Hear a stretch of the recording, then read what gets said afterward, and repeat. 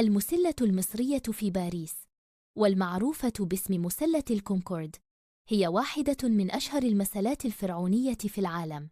كانت في الأصل تقف أمام مدخل معبد الأقصر إلى جانب مسلتها التوأم، وقد شيدت في عهد الملك رمسيس الثاني من حجر الجرانيت الوردي القادم من أسوان، يبلغ ارتفاعها حوالي 23 متراً، وتزن أكثر من 200 طن، وهي مزينة بنقوش هيروغليفية تسجل إنجازات رمسيس الثاني وطقوسه الدينية، مما يجعلها وثيقة تاريخية مهمة تعكس قوة الملك ومكانة المعبد الأقصر في عصره.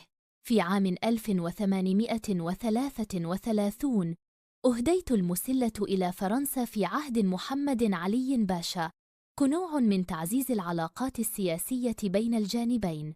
وبعد رحلة صعبة وصلت المسلة إلى باريس، وتم نصبها عام 1836 في ساحة الكونكورد، وهي من أكبر الساحات في فرنسا. ومنذ ذلك الوقت أصبحت المسلة عنصراً أساسياً في مظهر المدينة، حيث تقف شامخة وسط الساحة محاطة بالنوافير والتماثيل الكلاسيكية.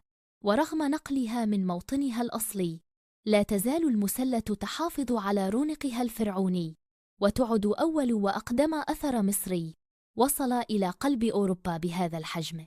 وقد تمت إضافة قاعدة ذهبية صغيرة في أعلاها عام 1998 لتعويض الجزء المفقود من الهرم الصغير الذي كان يعلوها في الأصل.